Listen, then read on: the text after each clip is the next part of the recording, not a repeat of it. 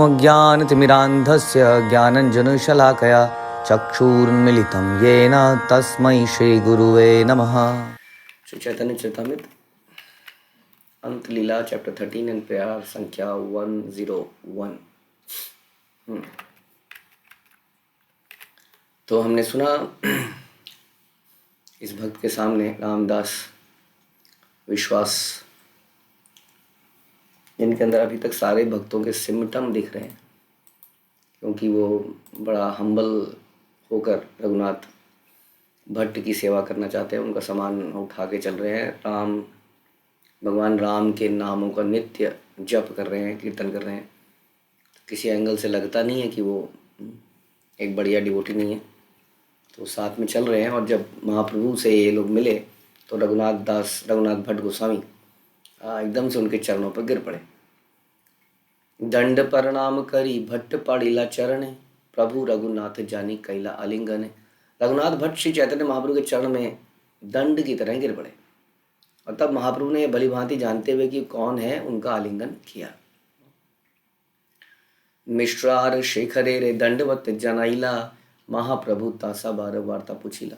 रघुनाथ ने तपन मिश्र तथा चंद्रशेखर की ओर से चैतन्य महाप्रभु को सादर नमस्कार किया, और महाप्रभु ने भी उनके विषय में समाचार पूछा। यदि आपको याद हो, वाराणसी में जो भी चर्चाएं हुई थी प्रकाशानंद सरस्वती के साथ जो भी हुआ था, उस सब में इन दोनों ने बड़ी मदद करी थी, इतना बड़ा प्रचार वहाँ पे कराने में।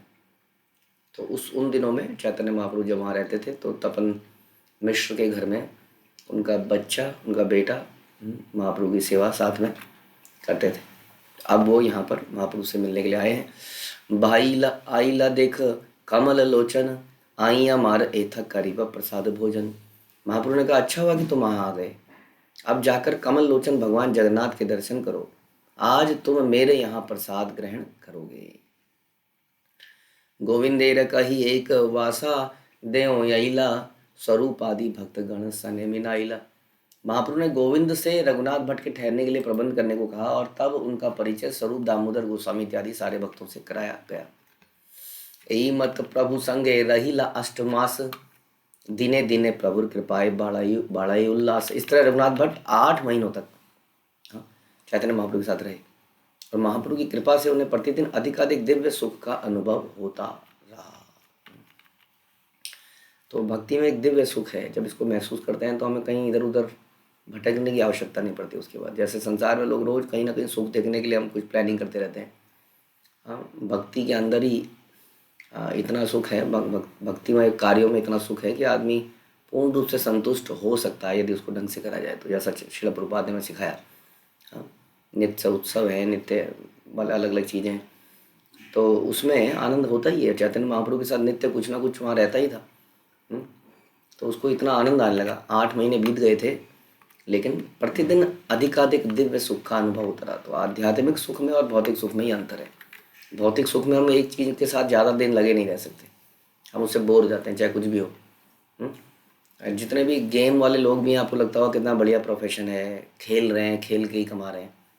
हाँ, खेल में ही कमा रहे हैं। बताइए, हम अगर खेलने जाते हैं तो बचपन में लोग माँ बाप मना करते हैं पढ़ने जाओ। हाँ, बड़े होके खेलने का सोचते हैं तो घर में पत्नी कहती है मेरे को समय कब दोगे, खेलते रहोगे क्या।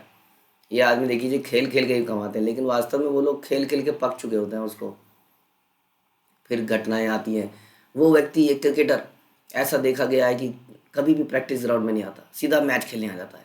1-2 बार उसके 0 रन हो गए तो फिर अखबारों में न्यूज़ आई थी, कभी प्रैक्टिस ग्राउंड में आता है, इसने अपने आप को बहुत बड़ा आदमी मान लिया है। मन नहीं करता उसके बाद। कोई भी चीज़ संसार में ऐसी है जो थोड़े समय तक ही अच्छी लगती है आपको, उसके बाद में फिर हम उससे बोर हो जाते हैं। लेकिन भक्तिमय कार्य के लिए कहते हैं आनंदाम बुद्धि वर्धनम, इन कार्यों में आनंद बढ़ता ही चला जाता है जितना हृदय शुद्ध होता है। प्रोवाइडेड कि हृदय शुद्ध हो रहा हो, प्रोवाइडेड कि हम अनर्थ ना करें। अनर्थ करने से तो टेस्ट जाता चला जाएगा। यही तरीका है, वो भगवान ऐसे निकालते हैं ऐसे व्यक्ति को, खासतौर पर वैष्णव अपराधी को, धीरे धीरे उसका टेस्ट खत्म कर देते हैं।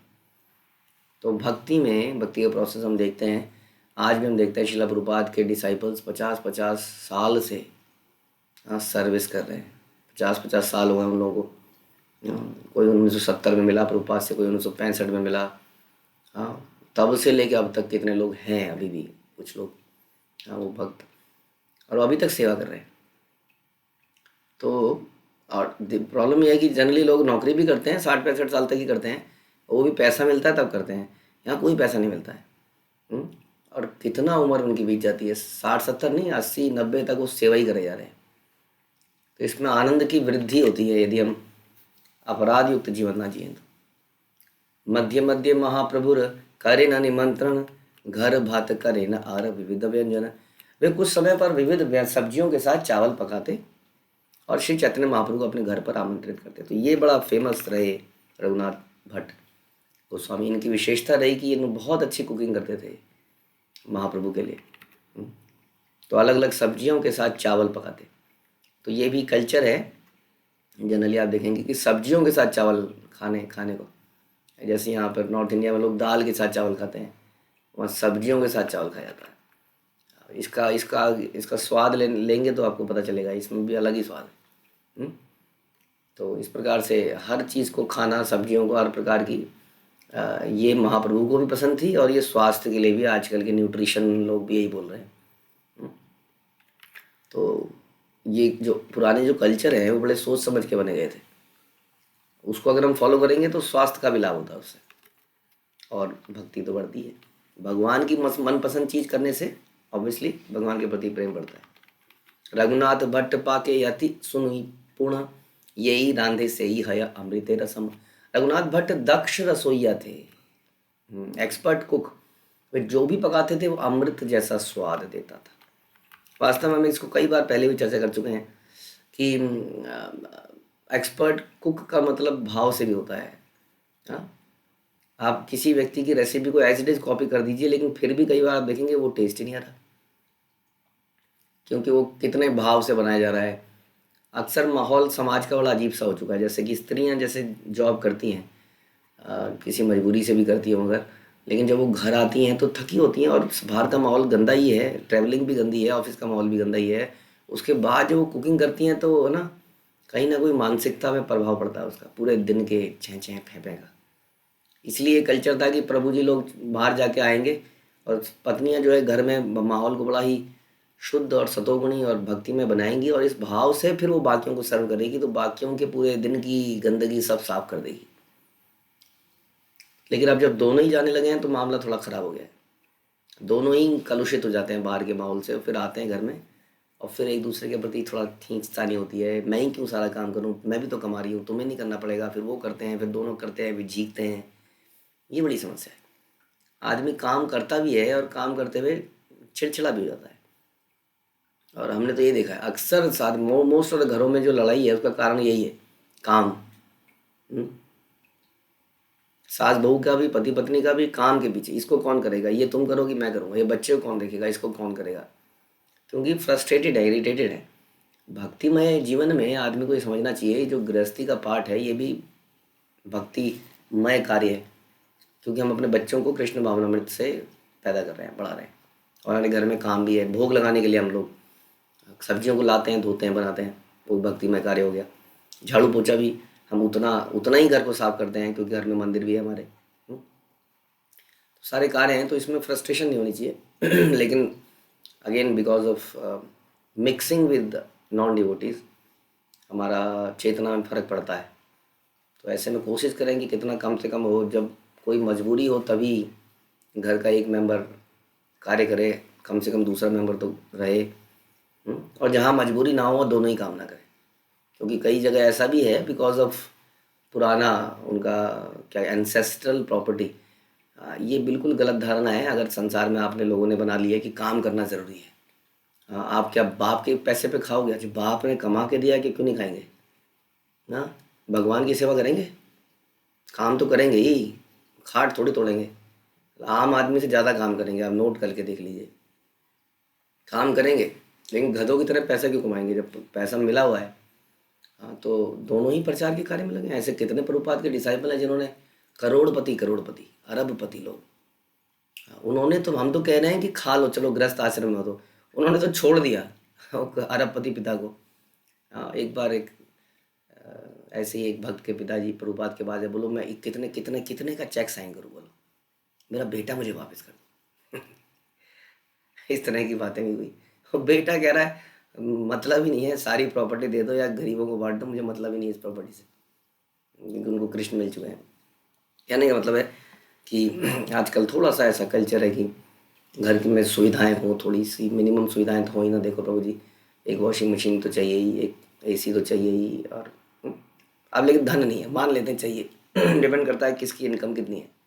जिसकी इनकम नहीं है वो भी कह रहा है कि चाहिए, तो वो दोनों काम करने निकलते हैं। अब फिर उसके बाद ये खींचातानी, ये दो मेंटल प्रेशर, डिप्रेशन होने लगता है, क्योंकि माहौल बहुत गंदा है बाहर का। वो आपको थका ही देगा शाम तक, और फिर उसके बाद जिम्मेदारी दिखेगी शाम को कितना। फिर क्या करेंगे, धीरे धीरे वो काम भी हम किसी और को दे देंगे, तो मतलब टोटल बैलेंस खराब हो जाएगा। चीज़ें सारी आ जाएंगी घर में थोड़े दिनों में, लेकिन आप देखेंगे शांति नहीं मिल पाएगी। इसलिए गृहस्थ आश्रम में बड़ा ज़रूरी है कि कितना कमाया जाए। हाँ, क्या कहते थे वो साधु, कृष्णा, उसको मैं बदल देता हूँ, कृष्णा इतना दीजिए जहाँ में कुटुंब समाए, मैं भी भूखा ना रहूं और साधु ना भूखा जाए। इतना घर में एक प्रसाद मिलता रहे, और कोई आए साधु तो आना ही चाहिए साधु को। साधु मतलब दाढ़ी दाढ़ी वाला आदमी नहीं, साधु मतलब वैष्णव। वैष्णव घर में आए तो प्रसाद खिला पाए, इतना दीजिए। बहुत ज़्यादा एक्यूमुलेट करने के चक्कर में हम बहुत ज़्यादा फंस जाते हैं। तो जीवन को जितना सरल बनाएंगे, तो यहाँ पर रघुनाथ भट्ट और ये सारे ही बड़े बड़े लोग थे। आप देखिए ना, रघुनाथ दास के बारे में हमने सुना था। वो जमीन, कितने बड़े जमींदार थे, कितने 8 9 तो नौकर दे रखे थे, पर्सनल नौकर उनको। हाँ, उसमें 2 तो ब्राह्मण ही कुक दे रखे हैं, फुल टाइम कुक, उनके पीछे घूम रहे हैं वो बस। तो ऐसा व्यक्ति जो है, महाप्रभु को बुला बना बना के खिलाते थे, याद है आपको? बना बना के खिलाते थे वो। फिर उन्होंने सोचा नहीं, अपने पिताजी का धन तो अच्छा धन नहीं है, ये ना, ये धन तो गलत तरीके से इसमें कई चीज़ें आई हैं, तो ये वाले से नहीं खिलाऊंगा। इस तरह से वो कई चीज़ें सोचते थे और बनाते थे। तो हमारे जितने भी आचार्य लोग हैं, इन्होंने क्या किया, इतने बड़ी रुतबे वगैरह छोड़ के क्या किया, ये छोटे छोटे काम देखने में जो लगते हैं, भगवान को वस्त्र पहनाना, उनका भोग लगाना, कहीं पे जाके कथा करना, कहीं जाके नाच लेना, गा लेना। हम्म, तो ये सरल कार्य है, लेकिन इसमें आनंद बढ़ता चला जाता है। ये हम कह रहे हैं। और ऐसे हृदय वाला व्यक्ति हमने यहाँ से शुरू किया था, जब भोजन बनाता है भगवान के लिए भोग, तो उसका अलग ही स्वाद होता है। जब दिमाग में पूरे दिन की टेंशन, स्ट्रेस होती है, तो जब हम भोजन बनाते हैं, वो भोजन में वो स्वाद नहीं आ पाएगा, या वो चेतना नहीं आ पाएगी। परम संतोष प्रभु करे न भोजन, प्रभुर अविशिष्ट पात्र भट्टेर भक्षण। श्री चैतन्य महाप्रभु उनके द्वारा बनाए गए भोजन को परम संतोष के साथ ग्रहण करते। जब महाप्रभु तुष्ट हो जाते तो रघुनाथ भट्ट उनका शेष ग्रहण करते। रामदास, अब रामदास की कहानी चल रही थी, उसका क्या हुआ वो भी तो आया साथ में। रामदास यदि प्रथम प्रभु रे मिलीला, महाप्रभु अधिक तारे कृपा न करीला। जब रामदास विश्वास और चैतन्य महाप्रभु से मिला, रामदास विश्वास भी आया था, तो महाप्रभु ने उस पर कुछ विशेष कृपा नहीं दिखाई। यद्यपि उनकी प्रथम भेंट थी, जैसे मिलते हैं बड़ा प्रेम से मिलते हैं और कृपा देते हैं, कई कई बार महाप्रभु पैर रख देते हैं, ऐसा कुछ नहीं हुआ। जबकि इस व्यक्ति ने, हमने तो सुना है कि तादेर चरण से भी भक्त सनेदास, मतलब कि वैष्णव की सेवा करना ही जीवन का परम उद्देश्य है। शुद्ध भक्त चरण रेणु, भजन अनुकूल, भजन भक्त की सेवा करना ही अल्टीमेट सिद्धि है। यहाँ पर रामदास विश्वास ने खूब सेवा करी है रघुनाथ भट्ट की, नाम भी लिया है, लेकिन उनके ऊपर कृपा नहीं करी। क्यों नहीं करी, इस श्लोक में आता है। अंतरे मुमुक्षु ते हो विद्या गौरववान, सर्वचित्त ज्ञाता प्रभु सर्वज्ञ भगवान। अंतर से रामदास विश्वास निर्विशेषवादी था। अब बताइए कैसे पता चले किसी के बारे में कि वो निर्विशेषवादी है कि नहीं है। इसलिए कहते हैं we have to stick to our परंपरा, our authority system, line of disciple succession, उसके अंदर भी जहाँ हमें गाइडेंस मिल रही है। अदरवाइज पता नहीं चलेगा हमें कि कौन व्यक्ति क्या है। इसलिए कई बार लोग कहते हैं कि बहुत अच्छी कथा चल रही है प्रभु जी इस चैनल में, ये वाले इसमें, तो ज़रूरत नहीं है उसके, सच बताएं तो। क्या हमें लगता है कि प्रभुपाद ने हमें इनफ नहीं दिया या उनके सिस्टम में इनफ नहीं है? ज़रूरत नहीं है। हमें मालूम नहीं चलेगा कि कथा करने वाला भी निर्विशेषवादी है। ऐसा कल्चर है। हाँ, ऐसी कथा सुनते, मुकुंद के बारे में आपने सुना? मुकुंद ऐसी कथा सुनने चले जाते थे चैतन्य महाप्रभु ने बोल दिया इसकी शक्ल भी नहीं देखूंगा मुकुंद की, इतने क्रोधित हो जाते थे वो। और हम लोग फिर भी कहते नहीं क्या फ़र्क पड़ता है, ज़्यादा ही शक्ति कर रखी है, क्या है, कथा ही तो हो रही है, भागवत ही तो हो रही है। हम वृंदावन जाते हैं, वहाँ पे अनेक भागवत हो रही है, हर गली में भागवत हो रही है वहाँ। लोग कहते हैं वाह, आ गए भगवान के गोलोक धाम में आ गए, जिस गली में जा रहे हैं भागवत कहीं भी सुन लेंगे अब। हम्म, अब क्या करें वहाँ जाके। वृंदावन के मंदिर में वहाँ तो कई बार इंग्लिश में लेक्चर है, वहाँ पीछे जाके हिंदी में है। मज़ा नहीं आता, कई बार स्पीकर ऐसे हार्श बोल रहे हैं, कह रहे ये छोड़ दो वो छोड़ दो, ये मत करो वो मत करो। हम्म, कुछ बोले जा रहे हैं। तो इस प्रकार से वो बोलते हैं कि डिस्ट्रैक्ट हो जाते हैं ऐसी चीज़ों में जाकर। तो इसलिए कहते हैं कि श्रवण जो है, हमें श्रवण नहीं करना है, ध्यान रखिए, हमें गुरु परंपरा को प्रसन्न करना है और इसीलिए हमें श्रवण करना है। श्रवण हम नॉलेज लेने के लिए नहीं करते। कई वक्ता ऐसे होते हैं जो ज़बरदस्त बोलते हैं, उनके बोलने से इतनी नॉलेज आती है, टपकती है, हाँ, आदमी को बड़ा अच्छा लगने लगता है। जैसे कि जनरली आप देखेंगे कि हमारे कई आचार्य ऐसे रहे, जैसे शिला प्रभुपाद है, और कई हम शिला प्रभुपाद के शिष्य हैं जो बहुत ही सिंपल लेक्चर देते हैं। मुझे लगता है लेक्चर में कोई भी कहानी ऐसी नहीं होती जो आपने पहले ना सुनी हो, हाँ, और कोई भी लॉजिक ऐसा नहीं होता जो आपने पहले ना सुना हो। हमें कई बार नए लॉजिक बड़े अच्छे लगते हैं ना, हाँ यार ये लॉजिक बड़ा अच्छा लगा। तो इसलिए ये भी, इसकी भी ज़रूरत नहीं है। यदि भगवान हमसे प्रसन्न होंगे तो वो हमें अपने आप को रिवील कर देंगे। It is all process of revelation. भगवान रिवील करते हैं, उन्हें जान नहीं सकते हम। हम्म, जितना हम भगवान को जानते हैं उतना हमें मालूम चलता है कि हम भगवान को नहीं जानते हैं। इसलिए यदि हम गुरु परंपरा को प्रसन्न कर लेंगे तो भगवान को समझ लेंगे। तो ये बड़ा इंपॉर्टेंट है। इसलिए कितनी भी सेवाएं कर लो आप, जैसे रामदास जी, बड़ा इंपॉर्टेंट पॉइंट है। कई लोग बहुत सेवाएं करते हैं, हम ही देख रहे हैं, हम अपने अपने लोकल मंदिरों में, आप लोगों ने भी देखा होगा, मैं ही जानता हूँ, पिछले जब हम जुड़े थे 2007-8 में, तब से लगभग, तब से मैं एक व्यक्ति को देख रहा हूँ जो अभी तक मंदिर में आता है, प्रसादम सेवा में करके चले जाते हैं, लेकिन वो किसी से भी जुड़े हुए नहीं है। तो आज भी उनकी वैसी ही स्थिति दिखती है जैसी इतने साल पहले थी। जबकि कब से आ रहे हैं, सेवा कर रहे हैं। हाँ, इसलिए शरणागति और सेवा, जैसे हमने बताया, सेवा करने का मन सबका करेगा क्योंकि ये जीव का स्वभाव है। कोई बहुत बड़ी बात नहीं है यदि कोई व्यक्ति आपको प्रसादम सेवा करता हुआ दिख जाए, कहीं पे झाड़ू लगाता हुआ दिख जाए, बहुत बड़ी बात नहीं है। बड़ी बात यह है कि गुरु के आदेश को मानना, ये बहुत बड़ी बात है। क्योंकि उसमें अपने स्वतंत्रता को आप त्यागते हो। अब झाड़ू पोछा प्रसाद तो आप अपने मन से करते हो, आदमी आएगा जब तक मन करेगा तब तक करेगा, फिर चला जाएगा, और मन करेगा ही क्योंकि ये जीव का स्वभाव है। लेकिन एक, चलो सेवा की बात लें, एक शिष्य ऐसे सेवा करेगा, सवेरे चालू करेगा, रात तक मर जाएगा, लेकिन करता रहेगा क्योंकि वो उसको अपना समझेगा, जिम्मेदारी समझेगा। और बीच में कुछ लोग मशरूम की तरह आएंगे, प्रभु जी थोड़ा सा मैं भी डाल लूँ, थोड़ी देर आएगा, 15 मिनट डालेगा, फिर निकल लेगा, उसकी संतुष्टि हो गई। और जो सर्वेंट है गुरु का, वो डालता रहेगा, रात हो जाएगी, प्रसाद खत्म हो जाएगा, क्योंकि वो शरणागत है। तो सेवा में ही फर्क आएगा। तो इस प्रकार से केवल सेवा करने वाले को देख के नहीं कह सकते कि वो वास्तव में भगवान की भक्ति प्राप्त करेगा कि नहीं, भगवान को प्रसन्न कर पाएगा कि नहीं। No, it is about surrendering our free will. आप अपने स्वतंत्र इच्छा को त्याग हैं गुरु कृष्ण के चरणों पर, that is the main point. और वो कैसे पता चलेगा? जब उनकी इच्छा हमारी इच्छा, उनके अनुसार जीवन को बदलते चले जाएंगे, उनके इंस्ट्रक्शन के लिए जिएंगे, चाहे मुझे कई चीज़ें हमें अच्छी भी नहीं लगेंगी। शुरू शुरू में हम जब आए थे तो हमने पूछा, एक बार पूछने का ट्रेंड था कि भाई पूछ के जाना चाहिए। हमने कहा वृंदावन चले जाए, तो हमें आदेश मिला नहीं, अरे बड़ी हलचल सी मच गई। हम तो पूरा प्लान बना लिया था जाने का, अब मना ही कर दिया, सोचा ही नहीं था मना ही हो जाएगा। बड़ी हलचल मिली, बड़ी हलचल मची, लेकिन रुक गए बस किस तरह से, नहीं जाना है, बोल दिया। तो बड़ी दिक्कत होती है सच में। आदमी क्योंकि आज तक इंडिपेंडेंट रहा, हाँ, अब आ गया ऐसी जगह पर, भैया कौन हो तुम, क्यों माने तुम्हारी बात, पैसा मेरे पास, गाड़ी मेरे पास, समय मेरे पास, फैमिली मेरी, जा मैं रहा हूँ, और तुम हु आर यू टू से नो। तो बड़ी दिक्कत होती है। और वहीं पर सारी, हाँ, हमारी टेस्टिंग भी होती है, हमारी प्यूरिफिकेशन भी होती है। ये मुश्किल पथ है सेवा करना। विम्सिकली सेवा करना आसान है, मैटीरियल टेस्ट देता है, लेकिन हाँ, कोई व्यक्ति यदि ऐसा भी करता रहे तो उसका लाभ तो है ही, लेकिन हम तो शुद्ध भक्ति की बात कर रहे हैं जिसमें कोई और अभिलाषा रहती नहीं है।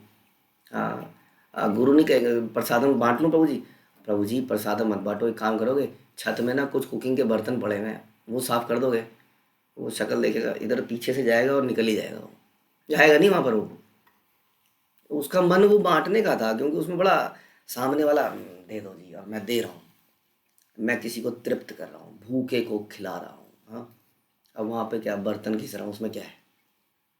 तो ये फर्क है, सेवा करने में आनंद जो है कई बार मटेरियल टेस्ट आता है उसमें, लेकिन लाभ फिर भी होगा ही कुछ ना कुछ तो। तो इसलिए हम कह रहे थे कि रामदास विश्वास जैसे लोग बहुत सारे मिलते हैं जो सेवा में आगे रहते हैं, लेकिन वो बात मानने में बिल्कुल आगे नहीं है। हाँ, जो गुरु परंपरा में बोला जा रहा है उसको मानने में, सवेरे जल्दी नहीं उठेंगे, जप नहीं करेंगे। हाँ, कई सवेरे जल्दी भी उठ जाएंगे, जब भी करेंगे, लेकिन फिर भी अपने मन के अनुसार करेंगे, जो जो चीज़ उन्हें अच्छी लगती है उतना ही। आपके साथ मीटिंग करने आएंगे, आप 10 बातें बोलेंगे, उनमें से एक दो बात जो उनको जचेगी उसको मान लेंगे और बाकियों को छोड़ देंगे। ऐसा भी होता है। ऐसा बहुत होता है। आदमी जीना अपने, कहीं ना कहीं उसको इंडिपेंडेंस हर किसी को चाहिए।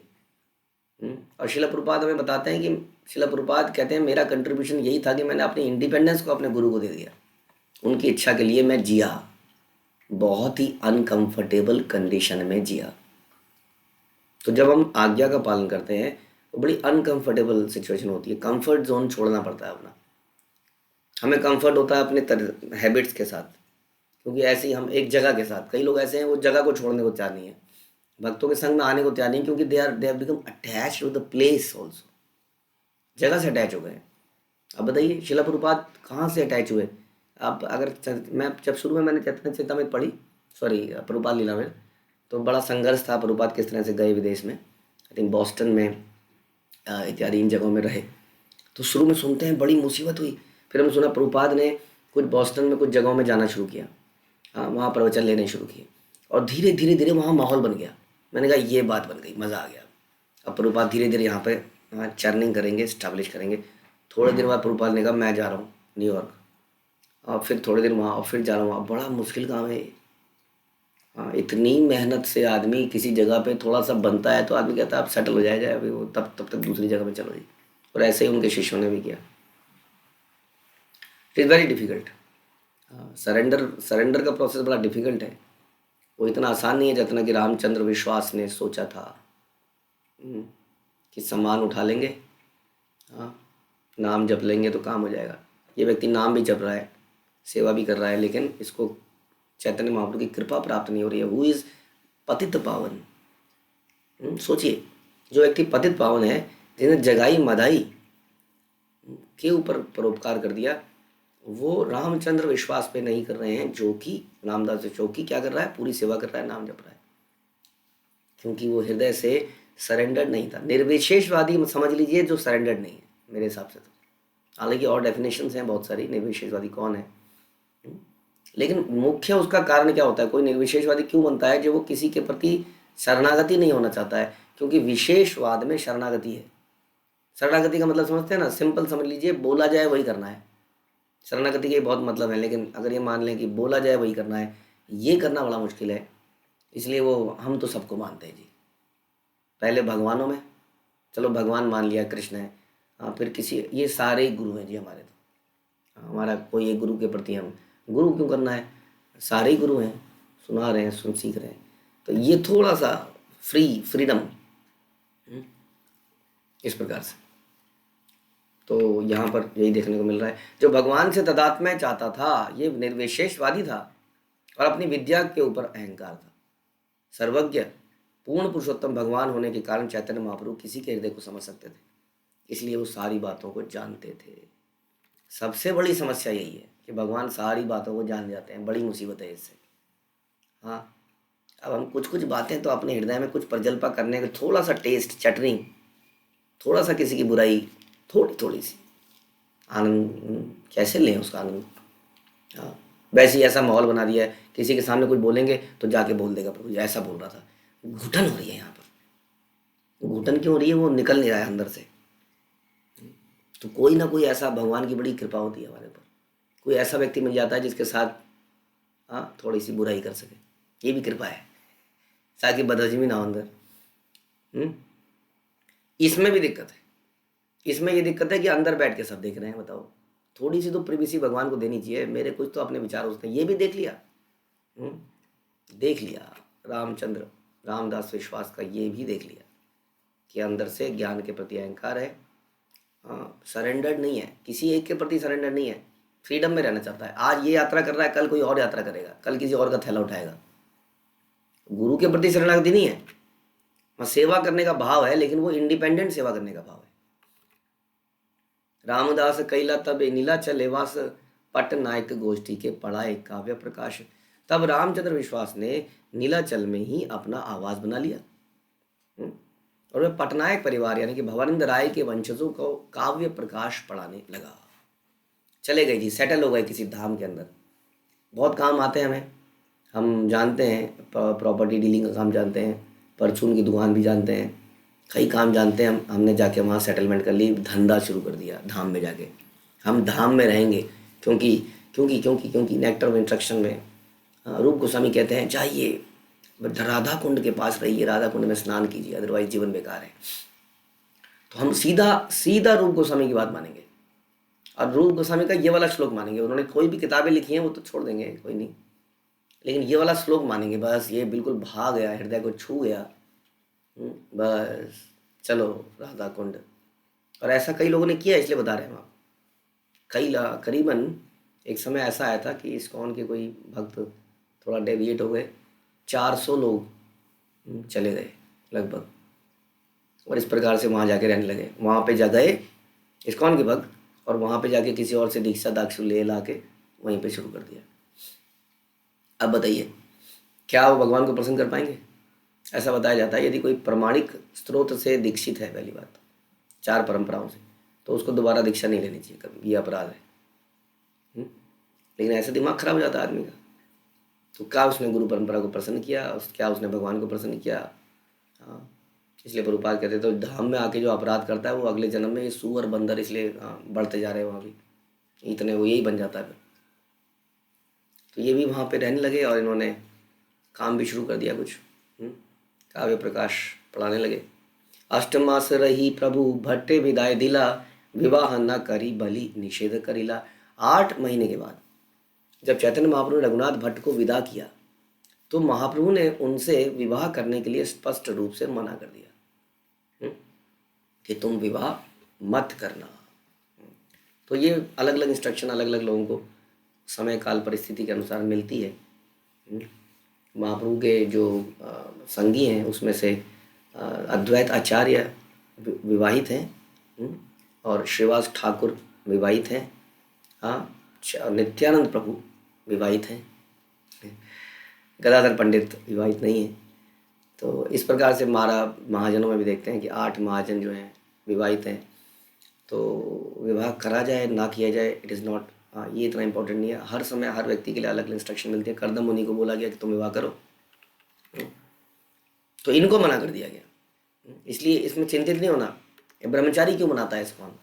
अरे कितने ब्रह्मचारी बना लिए, इतने क्यों परेशान हो रहे हो आप? कितने बनाए? कोई तो व्यक्ति पुराने कोई, फिर हम अगर ये पूछें कि ये बीएसएफ में क्यों भेज दिया आपने, बॉर्डर सिक्योरिटी फोर्स, इसमें क्यों भेज रहे हो आप? फिर देश भी पूछेगा क्या मतलब, कितने लोग बीएसएफ में भेज, कितनी जनसंख्या है भारत की, कितने लोग बॉर्डर में बैठे हैं बताइए ज़रा। कुछ लोग तो बॉर्डर में जाएंगे ना। उसी तरह से कुछ लोग ऐसा बलिदान लेंगे। हम पुराने ज़माने में देखते हैं लोग टीचिंग करने के लिए सब गाँव में जाके टीचिंग करते थे लोग, अंदर से बड़ा वो होता था।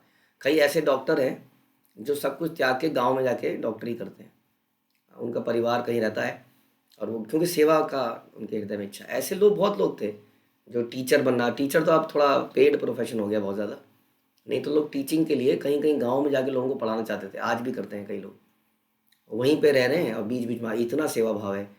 तो ये भी एक टीचिंग है, एक धर्म का प्रचार करने के लिए कुछ लोग फुल टाइम चाहिए। न केवल ब्रह्मचारी बल्कि 50 साल के बाद एटलीस्ट हम गृहस्थ को भी फुल टाइम जुड़ जाना चाहिए, टोटली, क्योंकि तभी प्रचार सफिशिएंट मात्रा में हो पाएगा। हमें अपनी ज़िंदगी को ऐसे प्लान करना चाहिए, लेकिन हम खर्चे जवानी में 20 से 30 साल में इतने असेट्स, 40 साल 50 इतना कुछ खरीद डालते हैं कि उसके लिए फिर हमें पूरा काम करना पड़ता है। इस प्रकार से जीवन जिए, इतना सेविंग करें कि उसके बाद में आप फुल टाइम प्रचार कर पाए। तो अलग अलग लोग इसलिए इस तरह से हमारा वर्णाश्रम कैसे भगवान के लिए जिया जाए, तो महाप्रभु ने उनसे विवाह करने के लिए मना कर दिया। अविवाहित रहते हुए भी रघुनाथ भट्टाचार्य बड़े उन्नत भक्त बन चुके थे, श्री चैतन्य महाप्रभु जान गए थे। इसलिए उन्होंने बोला कि अब वो क्या करें, भौतिक इंद्रिय तृप्ति की विधि शुरू ना करें, क्योंकि विवाह तो उन लोगों के लिए छूट है जो अपनी इंद्रियों को वश में करने में असमर्थ हैं, अनलेस कि डायरेक्टली ऑर्डर्ड बाई कृष्णा और इज रिप्रेजेंटेटिव कि आप करिए।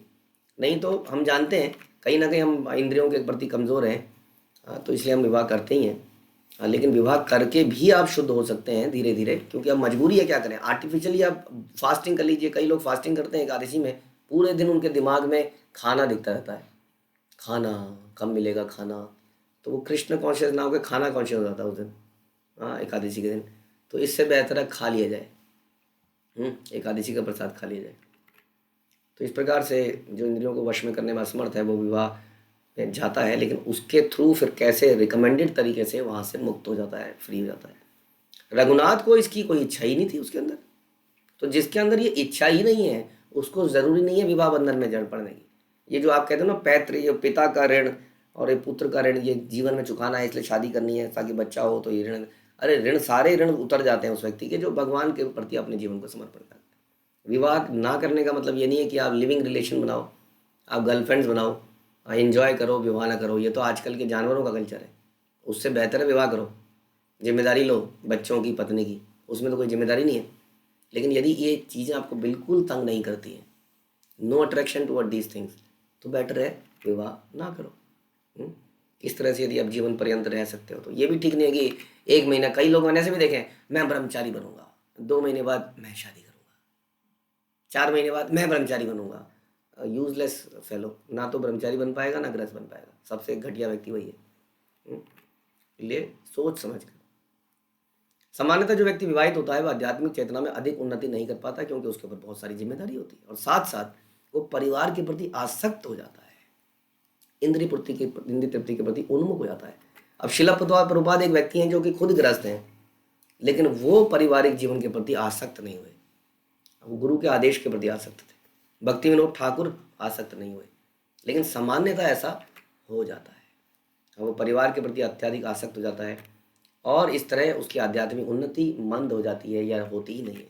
जब हम देखते हैं कई लोग गृहस्थ आश्रम में भी सवेरे सवेरे उठ जाते हैं 4 बजे से पहले, हाँ, लेकिन ब्रह्मचारी तो मंदिर में उठेगा ही उठेगा, उसको तो उठना ही पड़ेगा। लेकिन गृहस्थ आश्रम में हमारा घर है, किला है, किले में कौन आपको सवेरे उठाने आ रहा है? आप किले के राजा हो। ज़्यादा कोई भक्त कई बार आता है तो हाँ बस हो गया प्रभु जी, हो गया, बस हो गया, बस हाँ बता रहा हूँ आपको, आपका काम इतना ही था, बस हो गया। फिर हम डर जाते हैं, हम उसको उठाना बंद कर देते हैं। क्योंकि किले राजा है ना, हर गृहस्थ एक राजा है, अब राजा को कौन छेड़े।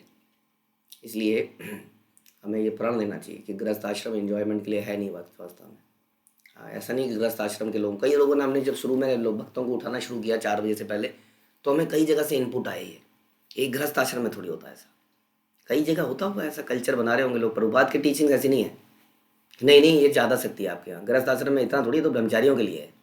अब मैंने तो सारी किताबें पढ़ ली हैं प्रभुपाद की 2-2 बार, कहीं मैंने आज तक नहीं पढ़ा इस बात को कि प्रभुपाद ने लिखा हो कि चलो ठीक है गृहस्थ हो तो चलो 5 बजे तो उठ जाओ। इट इज़ फॉर एवरीबडी, ये ध्यान रखना चाहिए, नहीं तो हम यहाँ लिखा है कि वो आसक्ति में फंस जाएगा और बर्बाद हो जाएगा। तो बहुत इंपॉर्टेंट प्रसंग हमने सुना, रामदास विश्वास के जीवन से हमने कुछ सुना, और अब एक नई आगे हम कथाएं सुन रहे हैं रघुनाथ भट्ट के बारे में, जो कि वास्तव में काफ़ी आई ओपनिंग है। तो आगे की आंखें हम अगले प्रवचन में खोलेंगे। हरे कृष्णा, श्रील प्रभुपाद की जय, चैतन्य चरितामृत की जय, श्री कृष्णदास कविराज की